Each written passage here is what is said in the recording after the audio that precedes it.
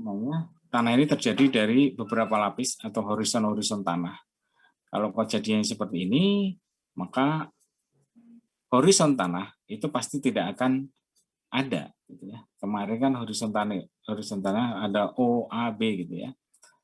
Inilah kondisi tanah pasca tambang.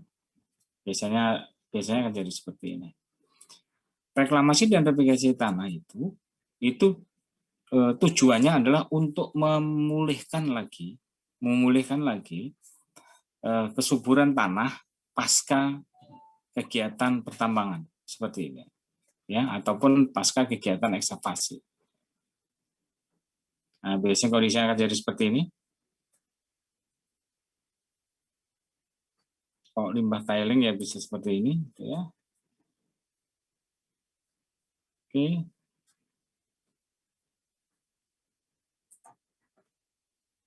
Biasanya tanah pada pasca tambang itu mempunyai porositas yang tinggi, kemampuan menyimpan air yang kurang, tentu saja ya, karena porositasnya tinggi, KTK-nya rendah. Artinya apa? Kalau KTK-nya rendah, ini berarti tanah ini tidak, kapasitas tukar KTK-nya kecil, jika dikasih pupuk pun dia tidak bisa memegang pupuk itu, unsur hara itu. Maka unsur hara akan mudah tercuci. Ketika tanah terlewati air, maka unsur haranya itu larut. Kalau tanah itu tidak bisa memegang unsur hara, maka ya tidak bisa diserap oleh tanaman. Lalu temperatur tinggi, bahan organik rendah, karena organik rendah, maka mikroorganisme akan jadi rendah, akan jadi berkurang. Karena bahan organik ini substrat bagi mikroorganisme. Jika tanah pada kondisi seperti ini, bisa dibilang tanah ini tanah yang tidak subur. Ya, tanah yang tidak subur itu cenderung nanti dia akan rusak, tidak bisa difungsikan gitu ya, tidak bisa difungsikan. Karena yang bisa memperbaiki kualitas tanah itu adalah vegetasi penutup di atasnya. Maka pada saat kegiatan reklamasi dan revegetasi itu yang diutamakan adalah bagaimana cara kita bisa menanam tanaman atau ada vegetasi penutupan lahan yang ada di situ gitu ya.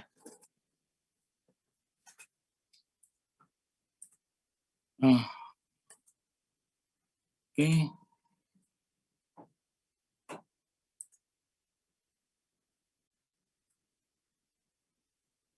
Ini adalah bagaimana cara kita menumbuhkan tanaman gitu ya.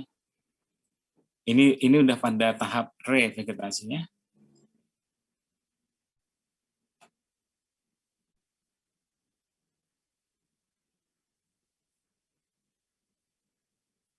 Ini juga revegetasi.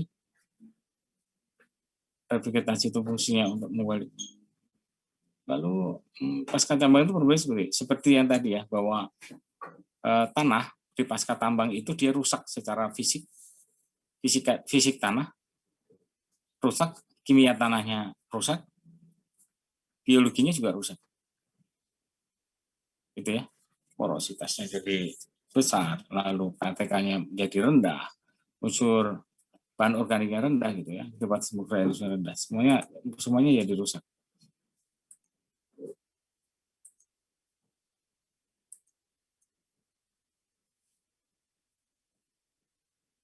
Lalu untuk mengembalikan tanah tersebut pada kondisi semula, maka ini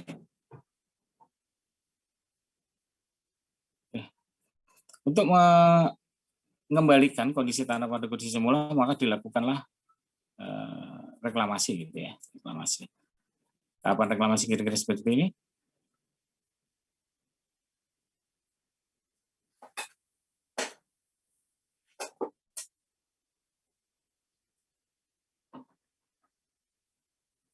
Oke.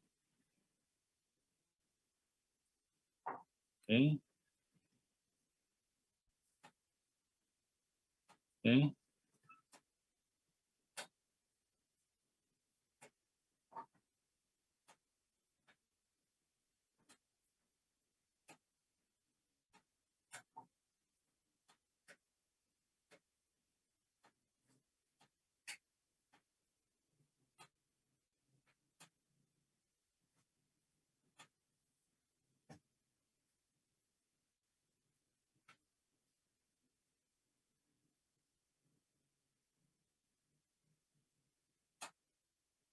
Ini adalah rehabilitasi pada area-area tebing gitu ya.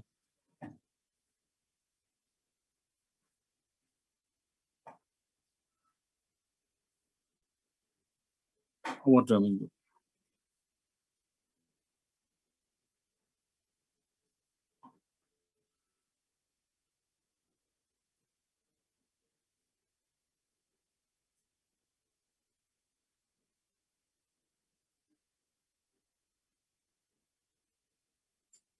Ini kondisi batu nih. Ini batu. Ini batu yang di revegetasi. Ini batu yang di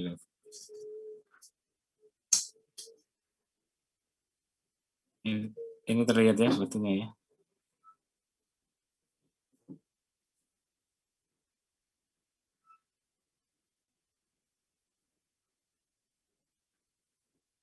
Oke. Kalau Anda lihat kondisi tanah itu ya sulit sekali menanam tanaman di sini itu. Karena apa? Dia tidak punya horizon O.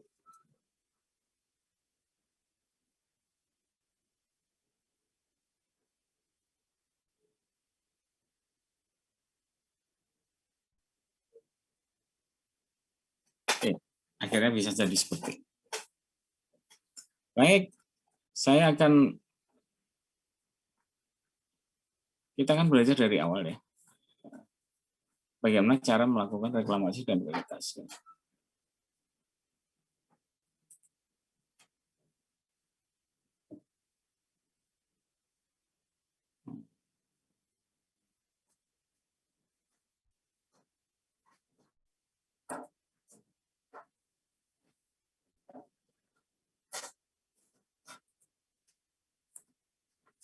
Oke, ini adalah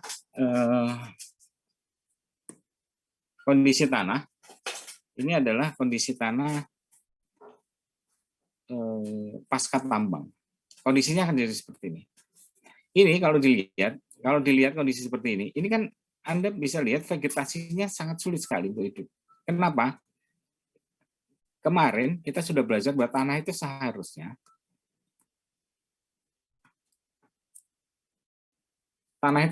berlapis-lapis ya, punya horizon ya. Punya horizon. Ada horizon O gitu ya. A, B, dan seterusnya. Gitu ya. Oke. Jika dia kondisi pasca tambang itu, jika dia mengalami kondisi seperti ini, berarti dia mengalami proses ekskavasi. Ini artinya apa? Ini 3 horizon ini bercampur jadi satu. Ketika horizon itu bercampur jadi satu, maka ya sudah, mungkin bisa jadi horizon O-nya itu yang ada di atas atau horizon B-nya yang ada di atas. Pada kondisi ini kan tidak ada apa-apa. Dia tidak ada unsur hara, unsur hara tidak ada,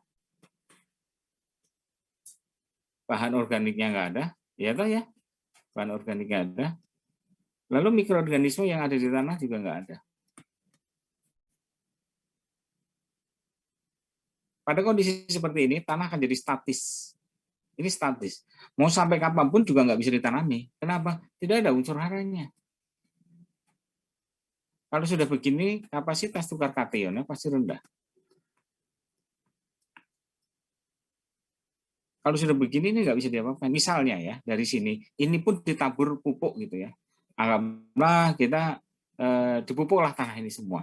Ini pun juga nggak ada fungsinya. Pupuk itu akan terlarut karena KTK-nya rendah. Maka ini jika ini dibiarkan, maka ya akan selamanya kondisinya akan jadi seperti ini, kondisi tanah ini. Dia tidak bisa berubah.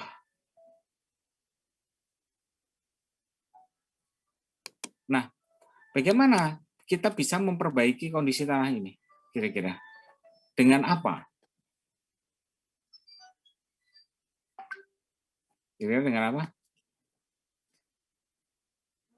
Kalau reklamasi oke, kita bisa ini itu bisa di paling tidak kegiatan reklamasi itu adalah recontouring misalnya ya.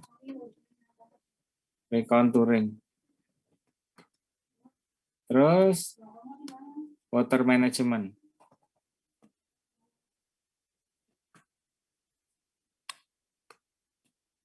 Jadi tanah itu kondisi seperti ini dibuat bagaimana alur-alur air jika dia hujan. Alur air ketika dia hujan. Atau dia direkontering jika dia tajam kelerengannya, maka dikurangi gitu ya, agar tidak longsor. Ya, kegiatan reklamasi itu bisa seperti ini saja gitu ya. Lalu yang kedua, untuk mengembalikan kesuburan tanah ke kondisi semula, itu jalan satu-satunya hanya dengan melalui kegiatan revegetasi. Artinya dia ditanamin. Nah, kira-kira bagaimana cara menanami kondisi tanah dengan kondisi seperti ini, kan gitu ya. Ini kan jelas-jelas dia tidak punya horizon, dia kondisinya rusak gitu ya. Oke. Yang pertama adalah tanah ini sebetulnya pada kondisi seperti ini dia tidak punya horizon gitu ya. Dia tidak punya horizon. Maka kita harus menciptakan dia itu sebuah horizon.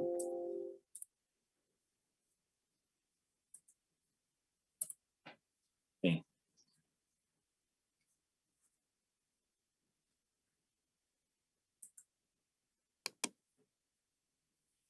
Jika ini permukaan tanah yang rusak tadi, ini bercampur-campur, horizonnya tidak ada. Yang perlu kita butuh adalah bagaimana supaya ini ada lapisan di sini, di awal pertama ini tanah rusak tadi ya, tanah cemar. Maka kita yang harus dipastikan adalah bagaimana supaya di lapisan tanah atas ini ada bahan organik di sini. Gitu ya. Supaya ini ada bahan organik. Bagaimana caranya? Dengan cara ini harus bisa dihidupkan tanaman. Ini harus dihidupkan tanaman.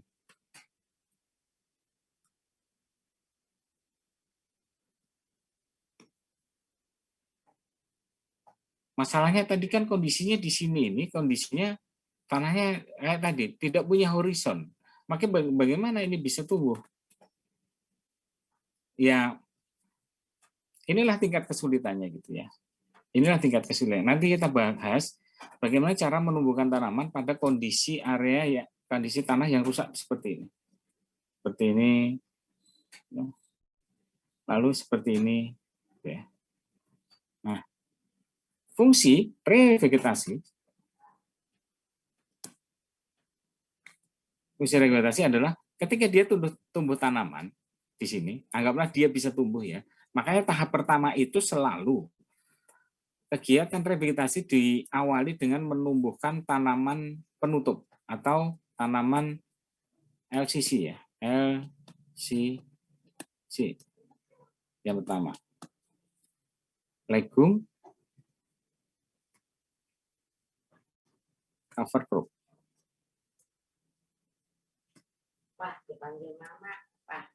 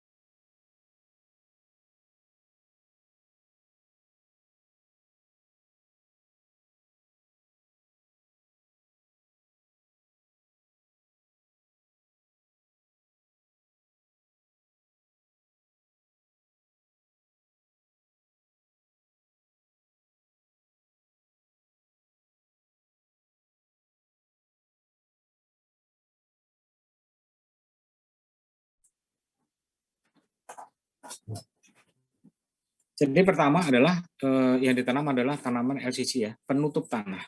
Supaya apa? Tanah ini yang pertama kondisi kelembabannya itu kelembaban terjaga.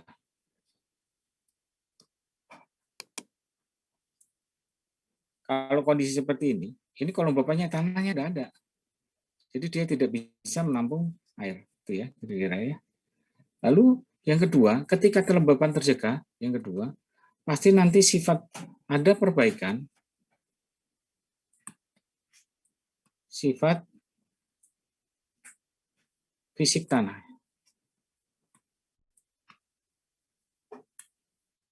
Minimal dia kelembabannya, maka sifat fisik tanahnya jadi berubah, ada tekstur gitu-gitu ya. Lalu kemudian dengan penutupan lahan ini diharapkan nanti ada serasah yang meningkatkan bahan organik di tanah. Gitu ya. Saya kira bisa dipahami ya. Lalu ketika bahan organik di tanah ada, maka yang keempat adalah pasti mikroorganisme. Dekomposisinya itu akan tinggi. Jika mikroorganismenya tinggi, maka akan terjadi proses dekomposisi, sehingga akan tercipta unsur hara. Gitu ya. Jadi yang bisa bisa mengembalikan sifat fisik dan kimia tanah itu sebetulnya adalah vegetasi penutup lahannya. Kalau tanah itu bisa ditanami, itu pasti nanti dia akan terjadi perbaikan sifat fisik maupun kimia tanah. Ini secara alamiah. Ketika lahan sudah mulai tertutup oleh LCC, ketika disiram atau terjadi hujan, gitu ya. Ini kelembapan tanah itu terjaga. Kalau kayak gini juga kadar airnya juga akan meningkat. Ya, jika tanah sudah mulai bisa memegang air, gitu ya, sudah memegang air, lalu tanaman tumbuh dan ada serasah, maka nanti harus ada bahan organiknya pasti meningkat. Dari mana? Dari serasah yang dimuncul oleh tanaman. Ya. Jika serasah muncul, ada air, ada mikroorganisme, maka akan terjadi proses dekomposisi dan ada unsur haranya yang keluar. Itu kira-kira ya, unsur hara ini akhirnya menjadi pupuk bagi tanaman selanjutnya. Apakah itu tetap LCC, legume cover crop, atau fast growing species. Maka tanah akan diperbaiki dengan cara ditanam LCC.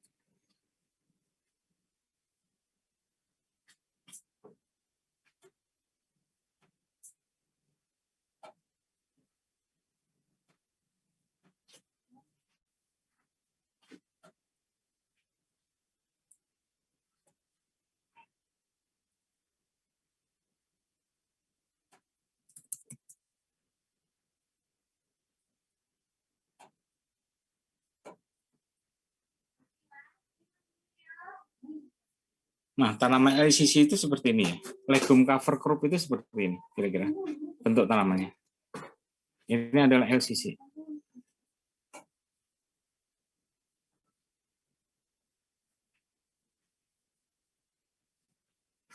Nah, ini LCC. Ini adalah tanaman penutup. Yang tadinya kondisinya seperti ini ditutup. Supaya apa tadi itu? Ini untuk menjaga kelembapan tanah, munculnya bahan organik yang ada di permukaan tanah gitu ya. Lalu selanjutnya diharapkan dia bisa hidup terus. Karena apa? Dari siklus itu maka unsur hara akan terbentuk lalu digunakan menjadi pupuk bagi tanaman. Dia akan tumbuh terus karena apa? Unsur hara akan tercipta terus seiring dengan proses dekomposisi. Oke.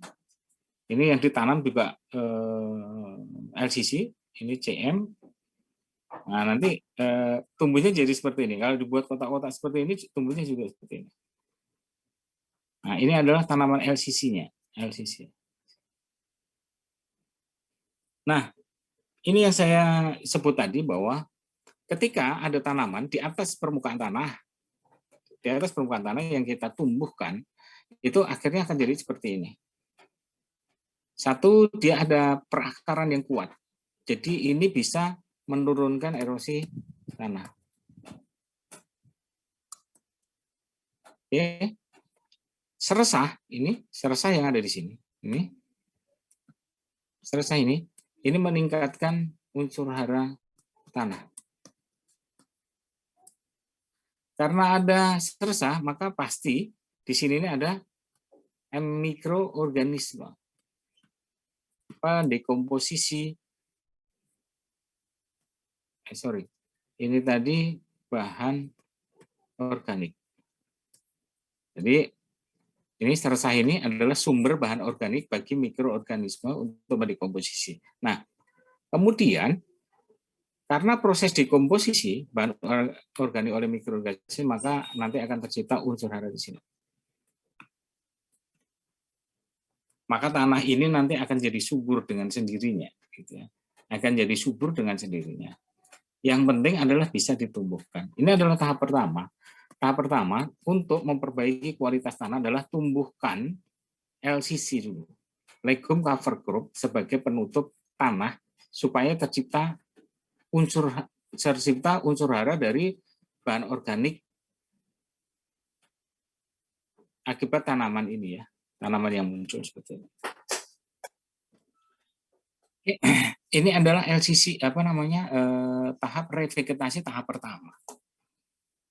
Nanti selanjutnya adalah ketika sudah tertutup seperti ini, bahan organik sudah ada, unsur hara sudah tercipta, maka yang kita perlukan adalah menumbuhkan kembali tanaman-tanaman yang berdaur hidup tinggi. Kalau ini kan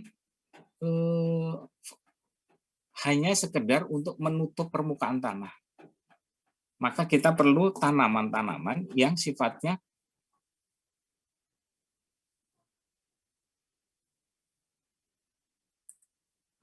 long life species gitu ya.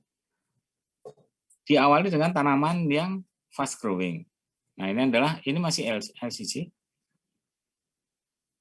Nah, ini yang sudah, ini tipe fast growing. Ada makarang, gitu ya. Ada waru, kemudian ini adalah fast growing. Lalu nanti ada long life species. Jadi urutannya adalah ini dulu, ini tadi, ini kan LCC dulu ya. Tanaman yang ditanam adalah LCC dulu. LCC. Ini udah tercipta unsur hara dan sebagainya, gitu ya. Ada unsur haranya. Lalu yang kedua adalah dia nanti selanjutnya setelah ini ditanami lengkap, kita perlu fast growing species. Fast growing species ini tanaman-tanaman yang cepat tumbuh. Makanya kalau Anda lihat jenis-jenis sengon gitu ya, jenis-jenis sengon itu yang banyak ditanam gitu ya, makaranga gitu kan. Lalu yang ketiga, untuk mengembalikan menjadi ekosistem semula, maka kita perlu tanaman yang long life species.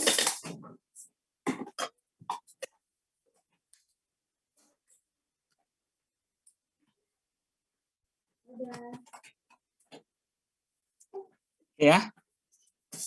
Jadi urutannya seperti itu. Jadi ketika sudah ada LCC, maka tanaman fast growing, ini prosesnya juga sama, fast growing spesies ini ketika tumbuh digunakan untuk mengurangi tingkat erosi tanah, lalu kemudian seresahnya itu sebagai suplai bahan organik.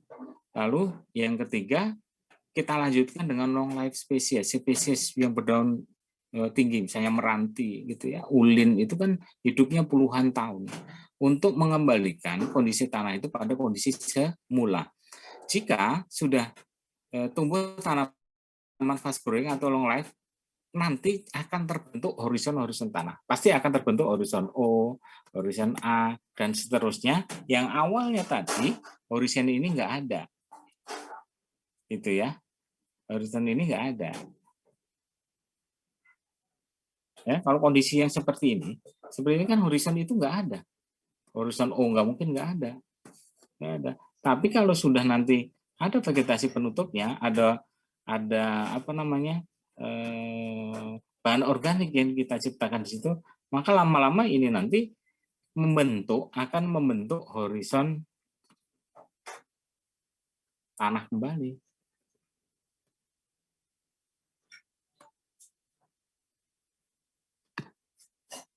Itu kira-kira ya. Kalau horizon tanah sudah terbentuk, ekosistem sudah terbentuk, ya secara alamiah maka dia akan kembali, ya. Tanah itu akan kembali pada kondisi fisik dan kimia, tanahnya akan kembali pada kondisi semula. Itulah tujuan dilakukan revegetasi. Jadi vegetasi itu untuk mengembalikan kondisi tanah seperti semula agar apa? Vegetasi penutup lahannya itu juga kembali ke posisi yang semula. Kira-kira gitu ya. Baik, sampai di sini dulu. Ada yang mau bertanya nggak?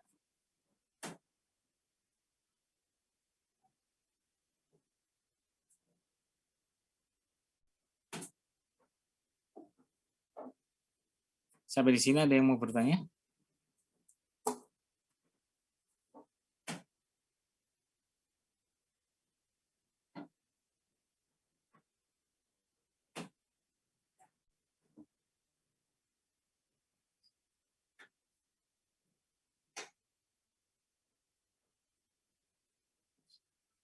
Oke. Kalau nggak ada, saya akan kembali di sini ya, bahwa yang paling sulit pada tahap reklamasi dan revegetasi pasca tambang itu adalah ketika kita mau menghidupkan vegetasi di atas tanah, ya, di atas tanah yang sudah ditambang gitu ya. Kalau di istilahnya di lokasi waste dam. Waste dam itu tanah yang dikeruk itu kan akan ditaruh di dalam sebuah lokasi gitu ya, tertentu yang kita sebut sebagai waste dam. Di waste dam area inilah nanti yang akan dilakukan proses reklamasi dan revegetasi. Yang paling sulit itu adalah menumbuhkan ini. Bagaimana kita bisa menumbuhkan tanaman pada kondisi seperti ini. Nah, misalnya seperti ini. Kalau Anda pernah lewat jalan tol ya, Anda pasti pernah kanan kiri tebingnya itu kira-kira seperti ini ya. Ini kupas-kupasan terus longsor gitu ya. Kalau Anda pernah lihat jalan tol, ada yang pernah lewat ya. Di jalan tol kita, tol Balsam itu, kanan kiri itu pasti posisinya seperti ini. Dan itu udah berlangsung bertahun-tahun. Nanti kalau Anda lewat gitu ya, dari awal dulu diresmikan gitu ya, dibuka, kondisinya seperti ini, kita lewat lagi ya kondisinya masih seperti itu. Tidak ada tanaman yang tumbuh di situ. Artinya apa? Tidak ada unsur hara, tidak ada bahan organik yang ada di situ. Itulah yang paling sulit pada tahapan reklamasi dan revegetasi. Oke ya. Jadi bagaimana cara menumbuhkannya? Ini kan yang paling sulit bagaimana menumbuhkannya. Ini kalau ditanam nggak mungkin bisa hidup begitu saja, ya. Maka ya kita perlu bagaimana cara melakukan itu. Nah, misalnya contoh kasus seperti ini, tanah itu. Ini ini kan tebing ya. Ini mau ditanamin nih supaya nggak longsor gitu ya. Ini kan yang pertama dia erosinya tinggi, makanya digunakanlah net seperti ini. Net ini digunakan sebagai tempat untuk bisa tanaman itu bisa tumbuh. Jadi ini untuk mengurangi erosi tanahnya. Oke. Yang kedua yang diperlukan adalah kita perlu unsur hara gitu ya. Kita perlu kompos untuk bisa menghidupkan tanaman pada area yang memang tidak ada apa-apanya. Di situ tidak ada unsur hara, tidak ada apapun, tidak ada gitu ya. Nah, kita perlu yang kedua itu yang diperlukan adalah bagaimana kita menciptakan ini adalah pupuk gitu ya.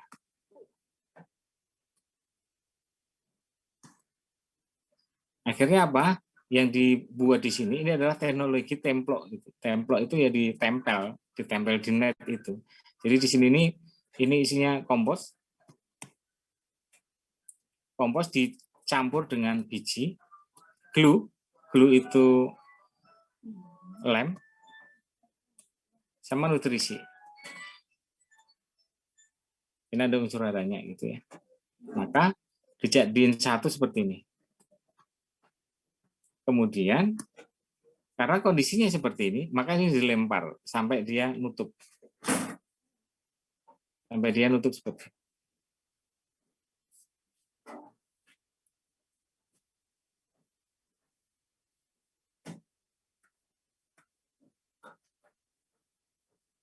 Yang pada akhirnya nanti dia akan tumbuh seperti ini. Yang dia awalnya seperti ini campuran antara musa, pupuk, dan glue, akhirnya akan tumbuh jadi seperti ini. Ini bukan tujuannya bukan sekedar untuk supaya ini ya supaya hijau lah, bukan. Tapi ini untuk memperbaiki bagaimana kondisi fisik dan kimia tanah yang ada di sini. Ini tidak akan terjadi erosi, ini akan tumbuh tanaman terus-menerus gitu ya, tanahnya akan jadi subur gitu. Kalau begini kondisinya, ini tanahnya akan jadi gersang, erosi, bahkan longsor. Kalau ini ada tanamannya, nanti dia secara alamiah akan tercipta ekosistem, lalu di situ juga nanti kondisi tanahnya juga akan jadi lebih bagus.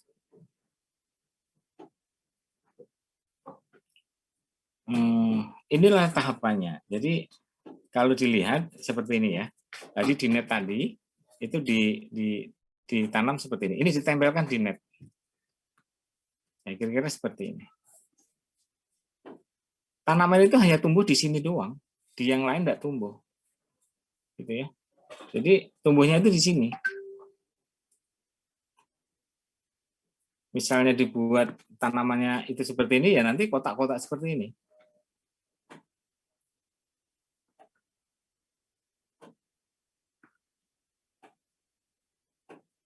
Kotak-kotak seperti ini. Nah, nanti yang ini diharapkan nanti bisa nyatu. Dia nyatu, gitu ya. Dia nyatu. Kenapa ini nggak mau tumbuh? Ini pasti nggak mau tumbuh di sini awalnya itu. Dia nanti kalau sudah tumbuh di sini, karena ini LCC, dia tanamannya menjalar, maka nanti akan jadi penuh.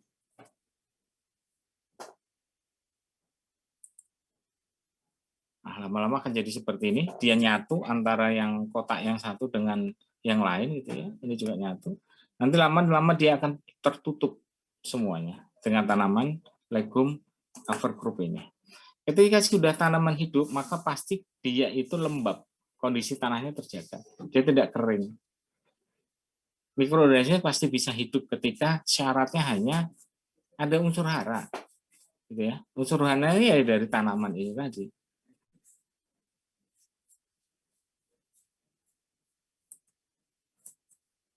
Kondisinya akan jadi seperti ini. Gitu ya. Tanah akan mengalami proses perbaikan. Bahkan ini bisa teknologi ini bisa ditanam di atas batu gitu ya. Batu itu bisa ditanami di sini dengan teknologi templok itu. Jadi ada unsur hara, gulma, apa semua jadi satu. Dipasang net di sini supaya tidak tererosi. Nanti jadinya seperti ini.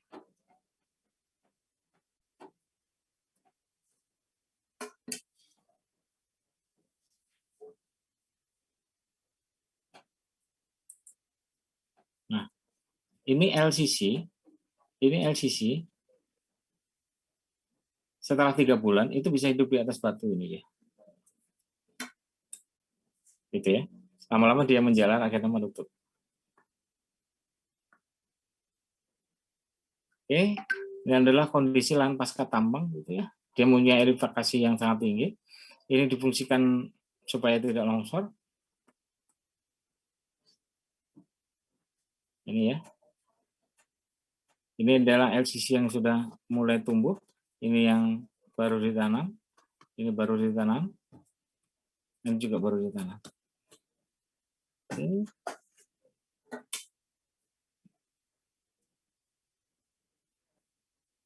Oke.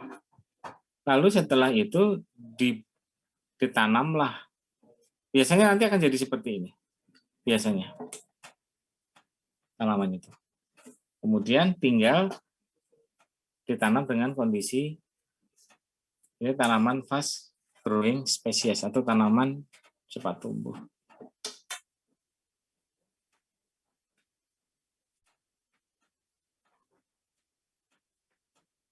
Nah, nanti kira-kira seperti inilah. Kalau dia sudah fast growing spesiesnya yang udah mulai tumbuh, kondisi endingnya kira-kira seperti ini. Kalau ini sudah ada tercipta ekosistem baru. Meskipun kita tidak menemukan lagi, mungkin bisa jadi kita tidak bisa menemukan lagi kondisi vegetasi saat rona. Misalnya sebelum ditambang, area itu adalah area hutan sekunder yang dipenuhi oleh misalnya kayu meranti, kayu ulin gitu ya. Nanti setelah ditambang, seharusnya kan pasca penambangan itu kan dia harus dikembalikan ke kondisi semula kan ya. Kalau di situ dulu ada meranti ya tanamlah meranti di situ. Kalau di situ sebelum ditambang itu ada ulin ya tanamlah ulin di situ kan gitu. Tapi kondisinya akan jadi sulit ya untuk melakukan reklamasi dan revegetasi tanah aja bisa perlu puluhan tahun. Tadi itu tahapan tadi itu mulai dari nanam LCC, mulai dari reklamasi aja, ya stabilisasi lahan supaya tidak longsor, itu aja luar biasa susahnya. Karena waste jam tanah tumbukan itu ketika ditanam nanti bisa sliding dia masih bisa longsor. Lalu penanaman LCC, legume cover crop supaya bisa tumbuh, itu juga nggak gampang, gitu ya. Lalu bagaimana kita bisa nanam fast growing dulu? Pastikan di situ tuh kalau kita ngelihat ya, kalau Anda lihat lahan pasca tambang lalu di situ banyak tanaman jenis-jenis fast growing gitu ya. Biasanya kalau di sini kan ditanam apa itu namanya? Model trembesi gitu ya, model trembesi. Lalu apa namanya?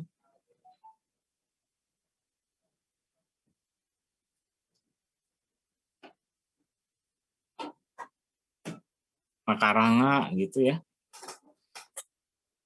Ya terus sengon. Biasanya itu andalannya itu sengon. Andalannya sengon karena dia cepat tumbuh gitu. Nah, itu adalah tanaman fast growing, belum long life species. Dia tanaman cepat tumbuh, paling itu berapa tahun juga terbah. Itu juga sudah mati gitu ya. Nah, kalau dia fast growing kan pasti dia ekosistemnya jadi kalau mereka sudah mati ya dalam beberapa tahun mati pasti ini vegetasinya nggak ada. Kalau vegetasi nggak ada tanahnya kembali lagi nanti gitu. Makanya harus ada terus. Nah, maka perlu long life species. Seharusnya dia itu pada jenis-jenis kondisi rona awal lingkungan. Kalau itu memang ada meranti yang meranti, kalau itu ada ulin ya ulin gitu ya. Jadi gitu. Sedikit tentang reklamasi dan revegetasi ya. Gitu. Kalau ada mau bertanya silakan.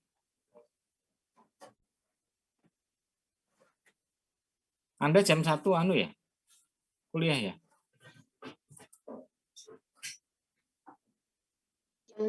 Jam 2, Pak. Jam 2 ya?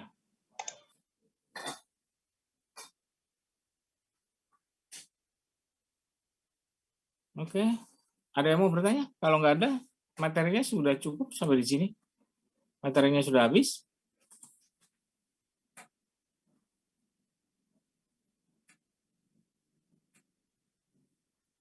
Kalau nggak ada, akan saya akhiri hari ini. Ada yang mau bertanya?